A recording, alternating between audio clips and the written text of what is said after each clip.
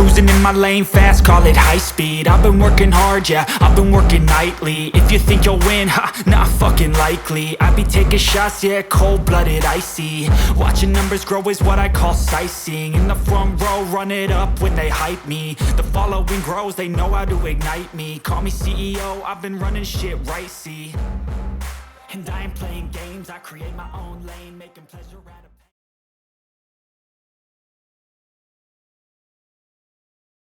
G'day and welcome back to the channel, Ginger Ninja's Movie Reviews. I am the Ginger Ninja and these are my movie reviews. If you're new to my channel, thank you very much for tuning in, stopping by and checking it out. Probably wondering what we're doing here today. Well, it's Friday and on Fridays we look at franchises. So Franchise Friday, and for the last 6 weeks we've been looking at the Wrong Turn franchise. We're finally at our last resort, Wrong Turn 6. Last resort. There you have it. So this will officially wrap up the Wrong Turn franchise. I will not be looking at the reboot. I already did a 60-second review of that one. For these franchise reviews, I'm not looking at any reboots or remakes. I'm sticking with the originals. That's it. Now, before we get into it, I do want to say a big thank you to all my existing subscribers. Honestly, I say it every week, but I would not be doing this without you guys. Thank you so much for sticking with me, especially through this franchise, because this was a lot of hits and a lot of misses in with this one. But let's see how we go with this. Directed by Valery Milev. The film stars Anthony Lott, hopefully I'm pronouncing that right, Chris Jarvis, Aquila Zoll, Sadie Katz, and many more. Now the plot, and this is directly from IMDb, and I do have some issues with IMDb plots, and this one is no exception. An inheritance leads a young man and his friends to an abandoned resort inhabited by two sketchy caretakers and a clan of mutant cannibals. And yes, the plot is pretty much that. However, the resort isn't abandoned because there are caretakers there. Yeah. Plus, when we get there, there's actually a group of, elderly women there who are visiting, like they're doing some spa retreat or something. So yeah, it's not really abandoned. Anyway, the movie begins with Danny, who has recently had some trouble with money. He works on Wall Street. He's had, lost a lot of money, lost his friends' money, business partners, clients, So he's pretty down on his luck, and he was an orphan. So when he discovers that he's inherited a mysterious resort from his family, he and a bunch of his friends go to visit and, hoping to enjoy a little bit of a getaway and maybe make a little bit of cash. But as you might guess, things quickly take a wrong turn. Yeah, sorry, I had to throw that one in there. The resort is not just any resort.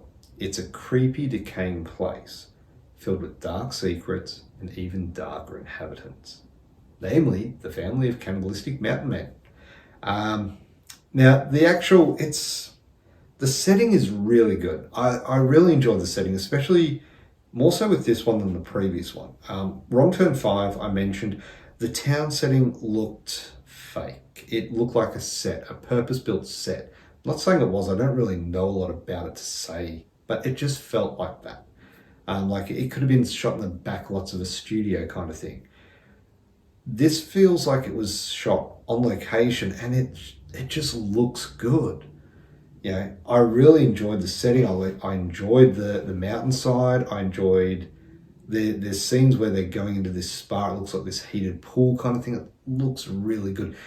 Underneath the resort is fantastic. Like I mentioned in previous ones where they kind of try and change the history and what actually happened with the mountain men, the families, the cannibals. They did that. They changed it again. They actually expanded on it and actually was really well. It was done great. Okay, so we're going to get into this with the cast, and the cast delivers a range of performances, with some really standing out more than others. Anthony Lott as Danny. He's our main protagonist, and he comes across with a mix of naivety and confusion that sort of evolves into a strange kind of determination as the story progresses, and I'll touch on that in a little bit.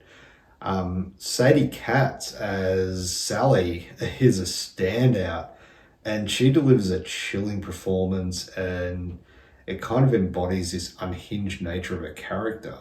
And yeah, when I say unhinged, you can see it in her eyes. Like, it's this crazed look. But then further on, there's a very loving look in there as well. It's out there. Chris Jarvis as Jackson, he's very menacing, but also very friendly. It's a really interesting dynamic between him and Danny, and then him and the other people that are around Danny's friends.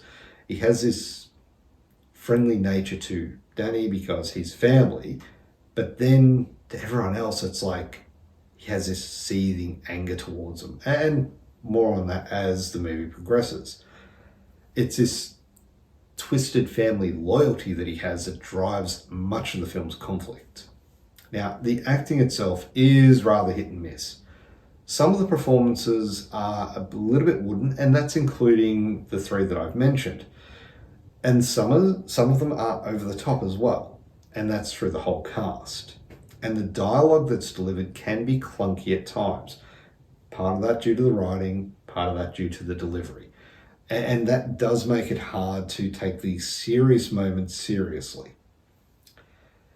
And I mentioned a little bit about Danny earlier. It does try and delve into Danny's internal struggle between his newfound family, which he's never had, and his new friends. But there is a scene where he comes back from, he's met his entire family now. The way he sort of turns against his friends in that moment just felt forced, and just really didn't make you sympathetic with him or really engaging with him. Like, you couldn't really you wouldn't want to put yourself in that situation. But yeah, it was too forced.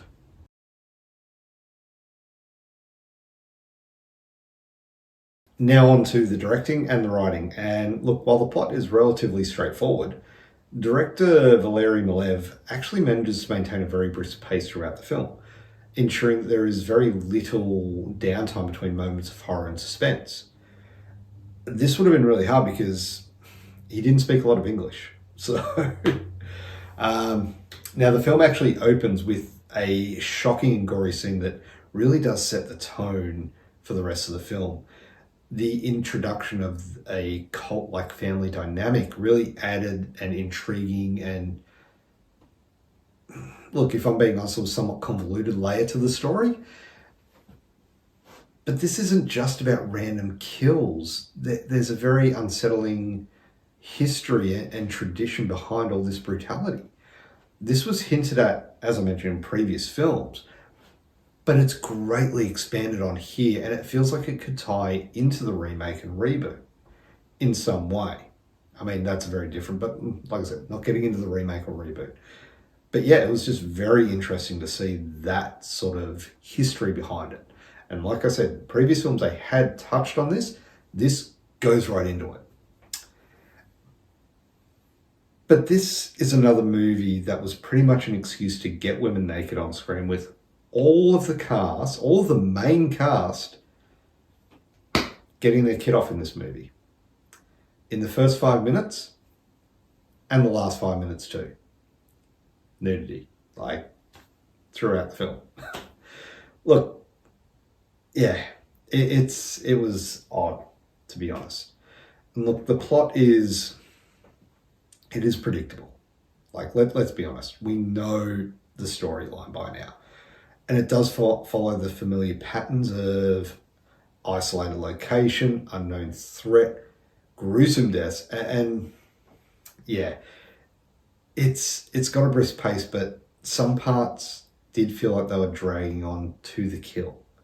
Like, others felt a little rushed as well, but yeah, it was just, the actual story had a good pace, but certain scenes were just either too quick or just lingered too long.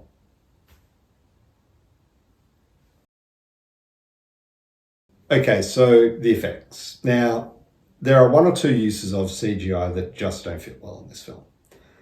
The arrow to the face near the start of the film is one of them, but it's par for the course with these films. Like, you do have a little bit of CGI, and none of it is as bad as the third film. Let me put that out there. Yeah. The look of the hillbillies, and specifically Three Finger here, I didn't like this particular version of Three Finger. He looks rubbery, like it looks like a mask. You know, at the start of the film, he looks significantly creepy because you see him stalking, you see half his face, and that actually looked good. It actually looked like skin and flesh. But here you can actually see it doesn't quite look real. Like it's a weird look, it's a weird color. But yeah, on the film, he actually looked very rubbery, like a mask. But, you know, that opening scene with barbed wire, straight to the face, like it's through her eyes, it looked good. Like, and then the other kills throughout it are really good too. So effects-wise, yeah, spot on. So rewatchability is a big thing for me, and look, this film, it's not going to break any new ground in the horror genre. What it does is it succeeds in maintaining a visceral intensity and disturbing atmosphere that characterizes a series. And it does so in a way that hasn't been done probably since, I would say, the first or second film. And it also expands on the wrong turn history, which is something it's been hinting at for previous films. This one capitalized on it and makes great use of it.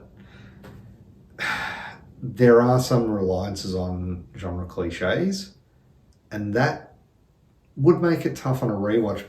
But to be honest, I think this is probably one of my favorites of the series, excluding 1 and 2 because they are the best. Like, they are the absolute best in the series.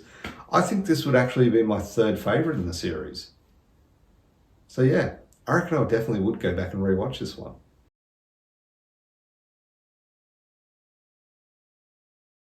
Okay, so final verdict. And look, Wrong Turn 6 is a mixed bag. It's an entertaining watch for horror enthusiasts and fans of the franchise. And it does offer enough in the way of blood and guts to satisfy gorehounds. However, for what it is, it's essentially a softcore porn version of Wrong Turn. But it's actually surprisingly a very effective and enjoyable film. And the way it actually incorporates those, TNA in there, it felt very much a throwback to the 80s style Jason Voorhees, those kind of horror slasher films where boobs are everywhere. So yeah, it kind of felt like a bit of a throwback to that. And I honestly think I enjoyed this movie more than the last 3 movies. And we all know what I thought of the third film, but I did enjoy 4 and 5. I just think this was a little bit better than those 2, and a lot better than 3. But 3 was mainly because I went in there with the wrong mindset. I went in there knowing it was going to be bad. Like, I'd been told, yeah, it's going to be bad. And I went in there thinking that. So, what can you do? But it was also the CGI that was used in it, which really took me out of it. 4 and 5 didn't have as much CGI. I did enjoy those a lot more. But this one, for me, this is like a standout. And like I said, there is a bit of controversy behind this film because of the use of the photo of a woman who went missing, which is why this is difficult to get a hold of. So if you can get a hold of it, I really recommend you do check this one out. It's an enjoyably gruesome film. And like I said, it kind of goes back to those old 80s slashers, which a lot of us love, with lots of naked ladies and blood and guts. But look, if you're looking for a horror flick that doesn't stray too far from the beaten path, but offers a few new twists, Wrong Turn 6 Last Resort is worth a detour.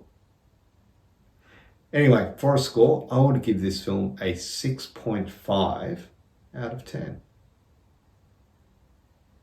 And there you have it. We are at the end of the Wrong Turn franchise. Thank you very much for sticking with me through this one. I know it was tough, like I mentioned. We did have our ups and downs, but we got there in the end. And it's actually a really good note to end on. Like I said, I really enjoyed this one.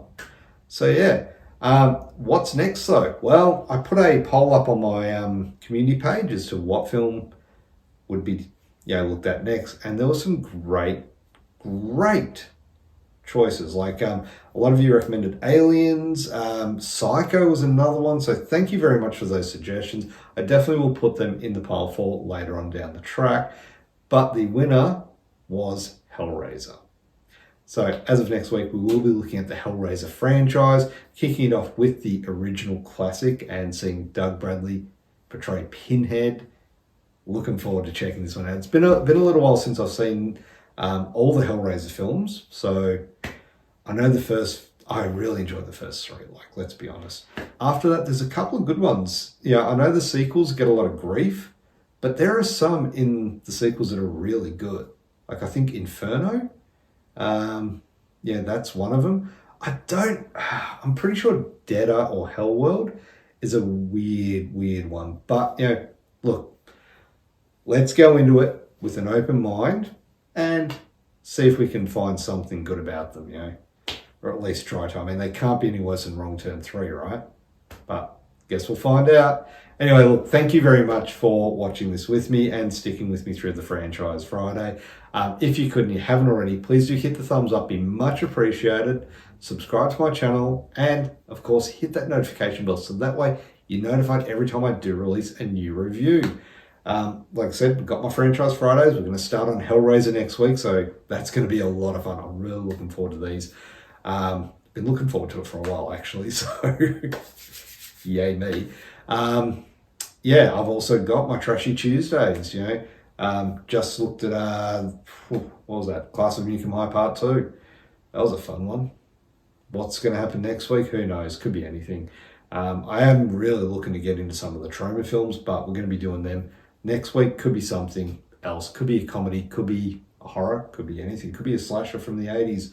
Kind of got that feel for a bit of a slash-tastic movie. So let's see, eh? Anyway, I'm blathering on. Thank you very much for watching. Have a great day. Bye.